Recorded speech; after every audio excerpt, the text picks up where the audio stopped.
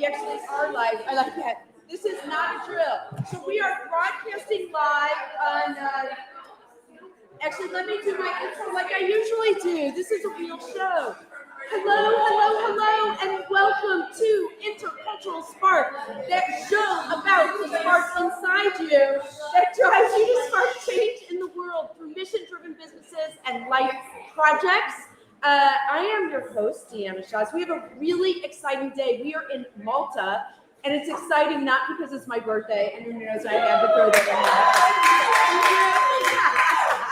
there. But I'm joined by the board and a whole cadre of people who are here for the Sietar Europa conference, which is all about rethinking interculturalism. So welcome to Intercultural Spark.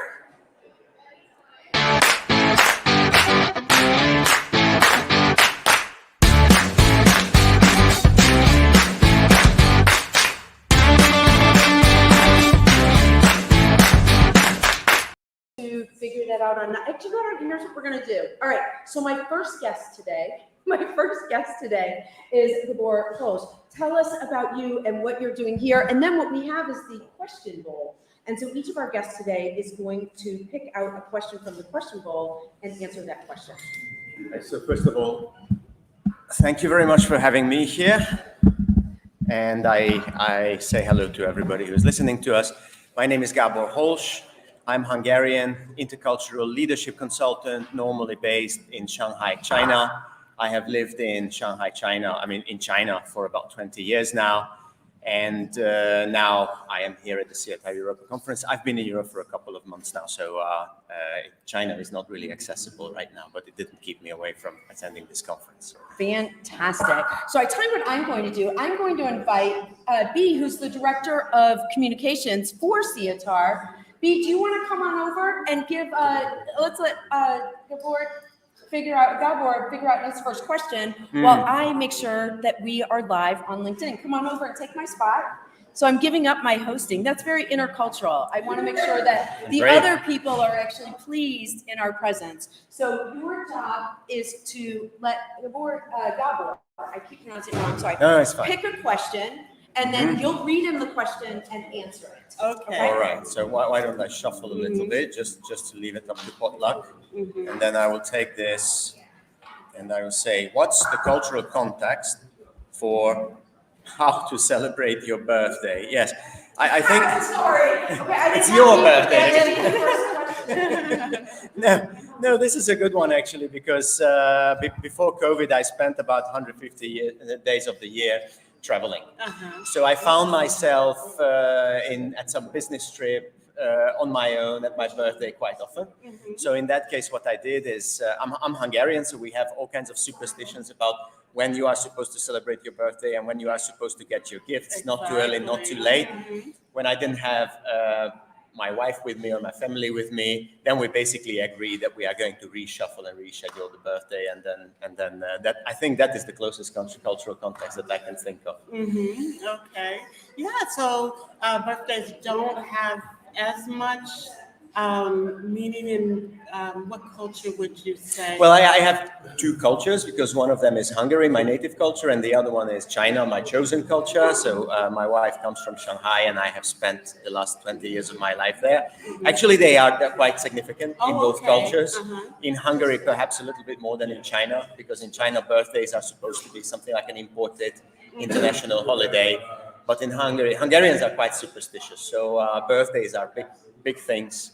And I will give you an example. In 2020, I spent my birthday locked down with my family in Budapest, and my family was my two parents who were in their 70s, and my mother, for the three of us, still baked an entire enormous birthday cake because it just had to be done. Yeah. We were eating it for days. Right. Oh, that's wonderful. That's why I thought it's culturally. It's significant, but you as interculturalist, as a world traveler, now it sounds like it has less meaning. Birthday. I don't know what's the chicken and what's the egg, because I always kind of had my personal red letter days. You know, the actual Christmas, the actual birthday, the actual May the 1st, whatever it is, it never meant so much to me, but suddenly I feel like celebrating, and then I buy my wife a present of flowers just without any particular reason, because I don't know, where I feel like we came to that point where we have to celebrate each other. So I think it's more like my personal culture that doesn't make the Red Letter Day so significant. Mm-hmm. But people around me, they are quite annoyed with this, and they insist on celebrating. Okay. All right. Thank you so much. So we're going to actually, do you want to pick the next question and do the next question for you? Okay. All right, now I get to read the question to you. All right, so tell us a sentence about you. You are the director the communications chairperson, a volunteer position. Oh, this is good. Sietar Europa. Okay, fantastic. So a lot of our guests a lot of people who watch the show are small business owners, which are a lot of the consultants. Everyone's like running a small business. So the question is, why should a small business care about interculturalism or diversity and inclusion? Because we just talked a lot with our presentation with Elmer about big corporations and why it's critical to diversify their workforce. But what if you're a small business and you have like 3 employees? Should that matter to you? Who wants to? Oh no, that was Well, I can start. Yes, of course, please do. Chime in. I think it's important because of the fact that we have moved away from. We're still in an information economy. I think more and more, and we're moving to a heart economy, as far as I'm concerned, where people's stories matter, where people's sort of histories matter. And I think that's why small businesses should have their eye on being as inclusive as possible so that they can see that disruption coming. Because I think when you have a mono culture, you can become isolated or encapsulated and not be able to see around the corner. And I think the more eyes you have, culturally, intersectionally, women, gay women, everyone should be at the table. That's what I perfectly agree with this, and I would pile on with another reason, which is specific to small and medium-sized enterprises. So just imagine that our virtual outreach is much bigger than our physical outreach. So you can literally connect to anybody in the world. And just imagine that you work for a big company like BMW or Citibank, and then you are in touch with somebody from a relatively exotic culture to you, like Vietnam or Colombia or Zimbabwe or something like this. If you work for a company where there are hundreds or thousands of people, he says, anybody from Vietnam, can you help me? Mm-hmm. Can you get in touch with those people? Can you negotiate with them? But when you are running a small team with, let's say, 20 people, that's most probably out of the window. Mm-hmm. So those people who do your negotiation, they have to learn to adopt different cultural environments while they are in touch with those people, because they don't have the luxury of having a team that is highly multicultural. Mm-hmm. Oh, that's a great point. And now... Yeah, I think it definitely impacts the bottom line. Yes, that's my experience, at least. All right. I'm going to switch over here because we are actually going to try to do a dual... Actually, let's switch chairs for a second. Yeah, because now B is out of the... Multitasking at the same time. I give you a little bit more space? We're going to invite our friends also here, which is very exciting, is 2 chaps, many cultures. They broadcast live all the time. And in the meantime, would someone else like to answer a question? Mm-hmm. Everyone's pointing to everyone in the audience, because otherwise... Yes, that's right. Yeah?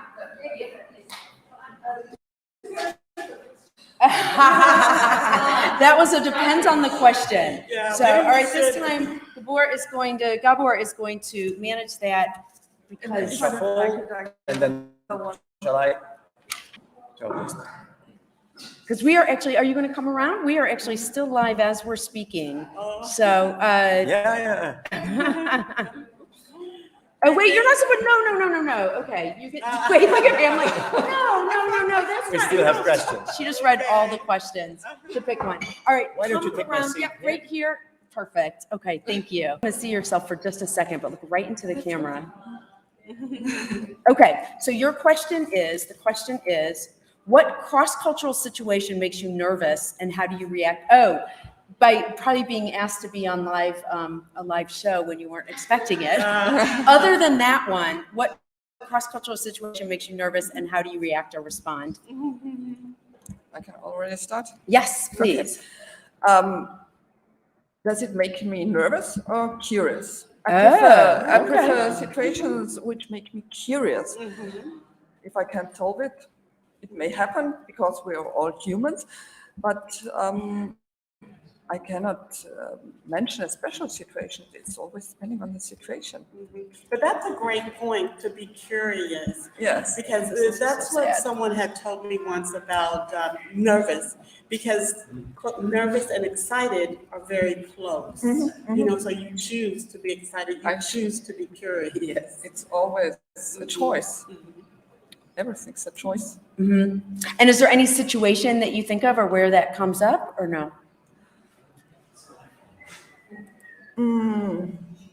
For example, when I'm really nervous, and I have to speak English, and all the others are native English speakers, and I'm not a native English speaker, then I get nervous because sometimes I'm searching for the words.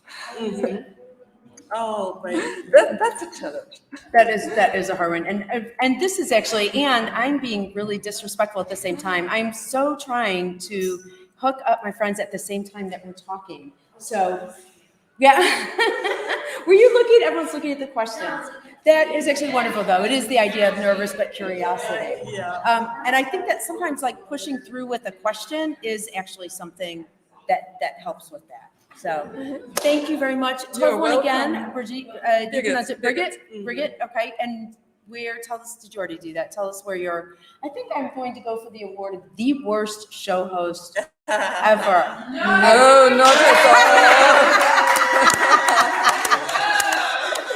So, Oh my gosh! Right, it's my show. We're gonna dance next. All right, okay. Brett thank you so much. You're That was welcome. absolutely wonderful. Why don't you go ahead, B, take that Okay. chair? Okay, who is our next question going to be? Does anyone else? Elmer, are you doing a question with us? Sure. All right. Oh, that's great. All right. Yeah, join. All right. And Gabor's going to read the question to you. All right. All right, so let's So- squeeze in. Friends, did you guys get Yeah, dear Emma, when multiculturalism doesn't work, what's the single biggest reason? And what do you think we can do about that particular thing? Well, Wait, so I'm asking you, so basically what we're saying is, can you put like 35 years of your experience as a multiculturalist into one quick point for us? What's the biggest hurdle? okay, the biggest hurdle is stop fighting. Well, Yeah. See, the thing that when you say multiculturalism doesn't work, it's when people don't stop fighting long enough to try to understand one another. You know, when we try to silo and create these separate spaces, it creates chaos. And Milton Bennett and Mitch Hammer's model for developing intercultural sensitivity, among the stages in ethnocentrism is defense. And they have removed denial from their model. I still use denial because people are still in denial that cultures even exist. You know, when you can at least say, well, you went to that Thai restaurant the other day and you went to the Italian restaurant the last week. So, okay, yeah, there's cultures. But then they say, but mine still works better. When you move to the US, speak American English. And so people are constantly trying to both minimize the difference, which is the next stage in minimization. And because of that, that's what hinders people from multicultural backgrounds to figure out how to effectively work with one another. So the thing that stops it is people are fighting. You know, I grew up in a neighborhood, I was blessed enough to be in a neighborhood that was what could be called a melting pot neighborhood. We were Black, we were Latino, we were Chinese, Japanese, Filipino, white, rich, poor, and we had a playground across the street from my house where we all hung out. And Where was that? That was in Seattle. Oh, nice. And my 97-year-old mother still lives in that same house. Oh, that's But wonderful. on that playground, you know, we fought it out, but at the end of the day, we were all friends, you know, and we figured out how to, you know, live with one another, work with one another, play with one another. And so multiculturalism isn't the problem. May I ask a It's question people about coming into the equation that's the problem. Did you have a concept that you were different from each other as you grew up together? You know, it's interesting that research says that kids at a young age, they don't see race, they see color. So you may see brown, black, white, yellow, you see color. But you know, obviously I knew that I was different because of the color of my skin, but at that young age and not being in a racist, what I would say, an overtly racist environment, the fact that I was a different color didn't stand out or make me feel that different. What did make me feel different was that unbeknownst to us in that neighborhood, we lived on the edge of the red line. And I don't know if you know what redlining is. Redlining is an illegal practice that lending agencies and mortgage companies used to keep people separated. And unless you were white, you couldn't move over into the more affluent part of the neighborhood. Well, I had two of my best friends were white, who lived on the other side of the red line. Now, we didn't know that there was a red line there, but I did notice that their homes were better. One of them even had a maid, you know. They did stuff, you know, like took skiing trips to the mountains and, you know, trips, camping trips down to California. And that's how I learned to ski. That's how I went on these camping trips, because I had these friends that had, amazing. so I felt different because I was an outsider in that way.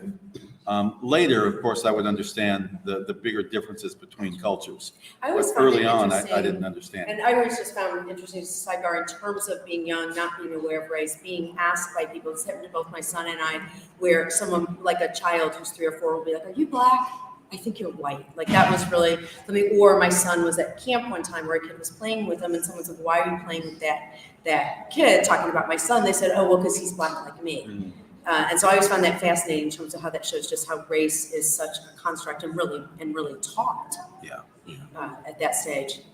So, my friends, we are at the part of the show, which is the, actually, I'm going to squeeze in here and show you exactly what part it is, and we're going to do this together, which is the, ready? That's not the part we're doing. We're doing the flash exercise. So in addition to doing work in marketing and intercultural stuff, I also teach aerobics, and there's a little known genre called interpretive aerobics. And what that means is exercise that you do that actually has deeper meaning. So since we can and you have the space, I'm going to ask everyone to get up and move over here. This is your exercise. Okay, so the exercise, you guys can join us too, right? So the idea with the exercise is it's something that you do usually at desk, and it's indicative of the theme of our show. Okay? So the exercise is, it comes from boxing. So just put like your left leg front, put your arms right here, and you're gonna make like the letter C. So you come like, oh, we should spread out so we don't hit each other. So you make a big letter C, letter C. Oh, you should be careful, show letter C. Letter C, yeah, come on. So this is our exercise. This is a hook. So this is a hook, and it's kind of a round and around and around. All right, go ahead. We got. Wait, Ronnie's going to do it as well. All right. So does everyone have it? You can do it at home as well. So now the question is, why did I pick that exercise for this topic today?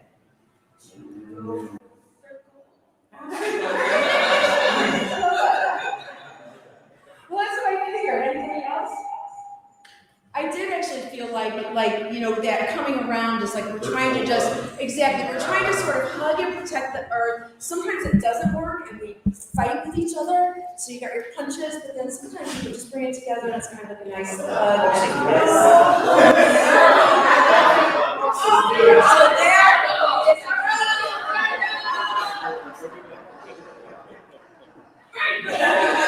Thank you so much. So we are going to say hello to Brett and Francis, brought them on, and then we're actually wrapping up. So thank you. Do you guys want to show us? Will you do the exercise as well? There you go. All right. What's your last question? What's your last tip? You've got one culture. What is it? 2 chaps, many cultures. Give us one outgoing tip to say goodbye. What is one thing that you learned that changed your mind, sort of a mind shift from the conference today? So you'll go ahead and close us out with that. Today, well, you know, I actually joined the session this morning. It was about linguistics. Yeah. Which is really important about how we use linguistics as an inclusionary tool in the world. But I think I learned part of just how embedded the English language is and how it's used in research. However, a lot of that research comes from a very, very small percentage of the population. Sure. Very exciting. What about you, mate? What was the question? I don't know. What was something? It's like Actually, it was who won the soccer game last night.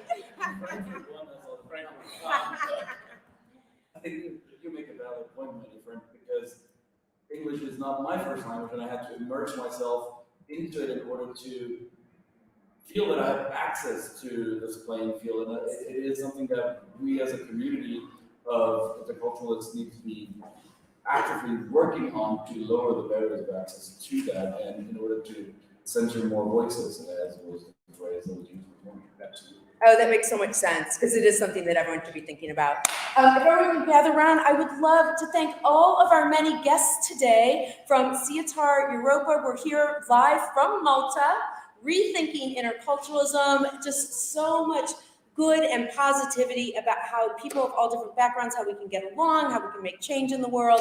And it's so exciting to see so much hope and positivity. So thank you all, everyone, for being here on Intercultural Spark. Yay!